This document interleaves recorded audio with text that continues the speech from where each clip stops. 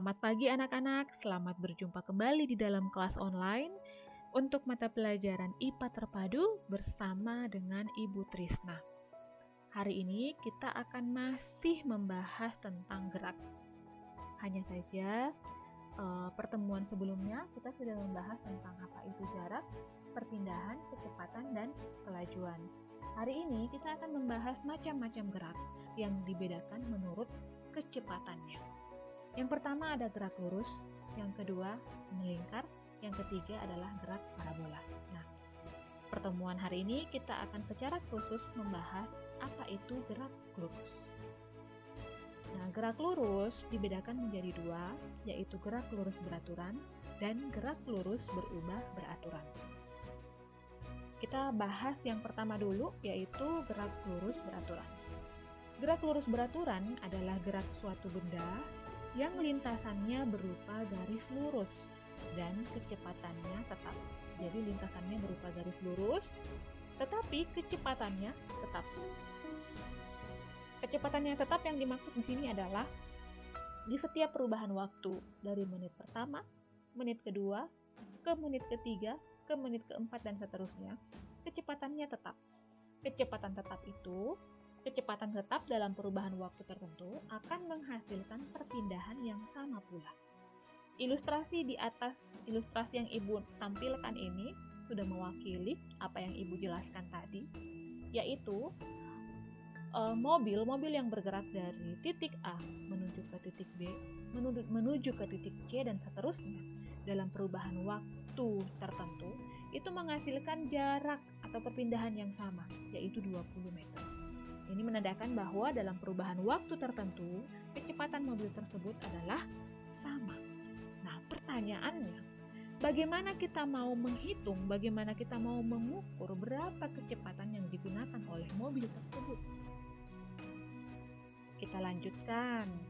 Di dalam fisika, kita bisa menghitung kecepatan sebuah benda yang bergerak dengan menggunakan rumus atau dengan menggunakan perbandingan antara perpindahan dengan selang waktu yang digunakan oleh benda tersebut bergerak. Ini khusus untuk gerak lurus beraturan, gerak yang lintasannya lurus dan kecepatannya tetap. Nah, ini juga pernah Ibu singgung sebelumnya di pelajaran pertemuan yang kedua kita, yaitu bagaimana kita mencari kecepatan dan bagaimana kita mencari jarak, dan juga bagaimana kita mencari selang waktu yang digunakan pada benda yang bergerak. Jangan lupa menggunakan segitiga ajaib. Oke, kita lanjut ya. Kita lanjut ke contoh grafik. Nah, anak-anakku bisa memperhatikan jika kita gambarkan hubungan antara kecepatan dan waktu dalam bentuk grafik, maka gambarnya akan seperti ini. Jadi, pada titik pertama atau menit pertama, kecepatannya 10 ya, ini menunjukkan 10, anggaplah ini 10. Menit kedua atau titik kedua, kecepatannya juga 10, dan titik ketiga juga kecepatannya 10. Ini menandakan bahwa dalam perubahan waktu, kecepatannya tetap atau kecepatannya sama. Kecepatan di dalam fisika itu menggunakan satuan meter per sekon, sedangkan perpindahan meter dan selang waktu adalah detik. Ini rumus yang kita gunakan dalam GLB gerak lurus berubah beraturan. Ibu sudah pernah perlihatkan di pertemuan kedua kita. Nah, sekarang kita masuk dalam contoh dalam kehidupan sehari-hari. Untuk contoh gerak lurus beraturan, yang pertama adalah mobil yang bergerak dengan kecepatan tetap. Yang kedua, seorang anak yang bergerak dengan kecepatan tetap. Dan yang ketiga, kelereng yang menggelinding pada lantai yang licin. Kelereng, nanti anak-anakku bisa memperhatikan dan bisa mencoba langsung. Jika kita gelindingkan kelereng pada lantai yang licin, maka kecepatannya itu akan tetap, tidak berubah-ubah. Nanti bisa dipraktekkan langsung ya. Oke, kita masuk ke gerak lurus berubah beraturan. Nah, untuk gerak lurus berubah beraturan, sedikit berbeda dengan gerak lurus beraturan. Gerak lurus beraturan, lintasannya lurus, kecepatannya tetap. Untuk gerak lurus berubah beraturan, sama lintasannya lurus, hanya saja kecepatannya berubah-ubah. Nah, dari kecepatan yang berubah-ubah itulah akan menghasilkan percepatan, entah itu dia dipercepat atau diperlambat. Jika kecepatannya dipercepat, maka yang dihasilkan adalah percepatan. Jika kecepatannya yang diperlambat, maka yang dihasilkan adalah perlambatan. Oke, sampai di sini jelas ya? Kita lihat ilustrasi yang pertama. Kita melihat bahwa sebuah mobil akan menurun ya. Maka ini pertanyaan yang pertama untuk anak-anakku sekalian. Nanti anak-anakku sendiri yang akan menganalisis kira-kira ini dipercepat atau diperlambat. Ya, ini soal yang pertama, dipercepat atau diperlambat.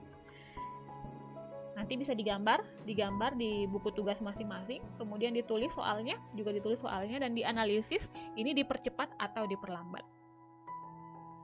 Kemudian Ibu akan berikan contoh gerak lurus berubah beraturan yang dipercepat. Yang pertama, buah kelapa yang jatuh dari pohon, itu dipercepat.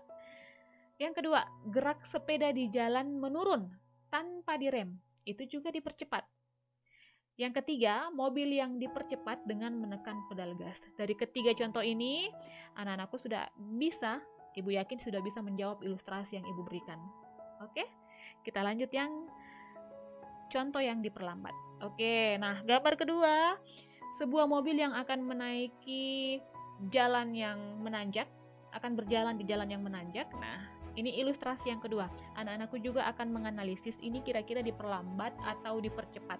Jika kalian menganggap bahwa ini diperlambat atau gambar pertama yang dipercepat, Ibu membutuhkan alasannya apa, ya?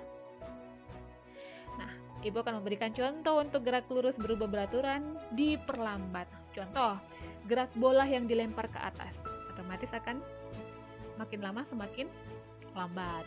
Mobil yang akan berhenti direm pasti akan mengalami perlambatan, dan sepeda yang menaiki tanjakan juga akan mengalami perlambatan. Sehingga untuk ilustrasi yang kedua, Ibu yakin anak-anakku pasti akan mampu menjawab dari contoh yang Ibu berikan, ya. Oke. Nah, untuk menghitung berapa percepatan atau perlambatan sebuah benda yang bergerak tersebut, maka kita bisa menggunakan perbandingan dua variabel juga, yaitu variabel kecepatan dan variabel waktu.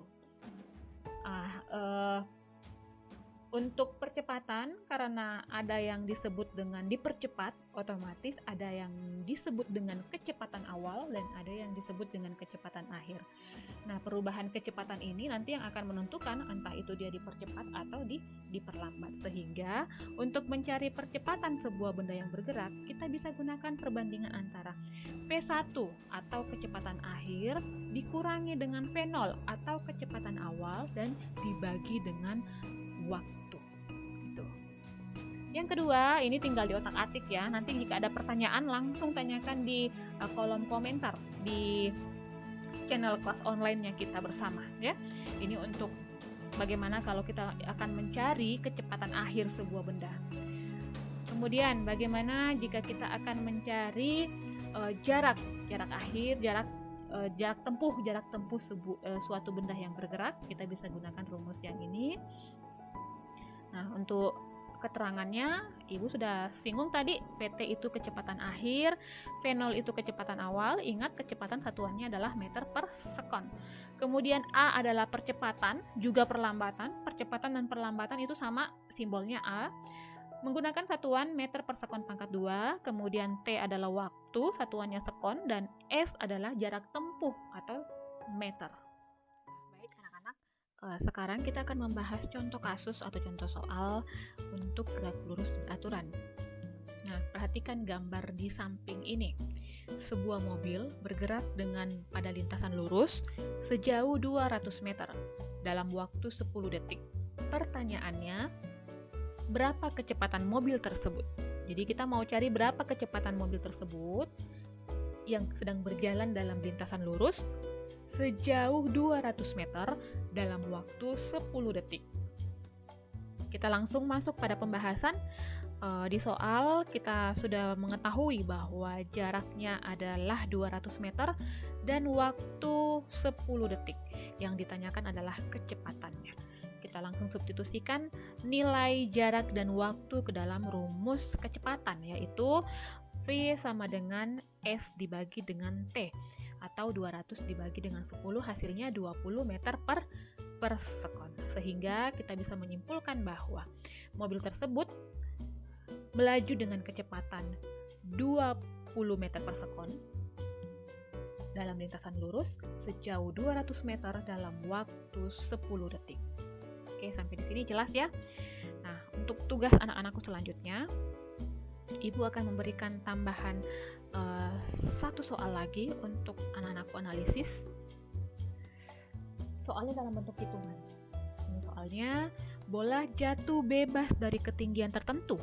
Bola jatuh bebas dari ketinggian tertentu dengan kecepatan 20 meter per sekon. Hitunglah percepatan benda tersebut dalam selang waktu 2 sekon. Jadi yang anak-anakku mau cari ini adalah berapa besar percepatan bola tersebut yang jatuh dari ketinggian tertentu dengan kecepatan 20 meter per sekon dan dalam waktu 2 sekon. Ini sudah soal yang ketiga. Ibu ingatkan kembali, soal yang pertama adalah anak-anakku akan menganalisis percobaan atau ilustrasi mobil yang berjalan menurun,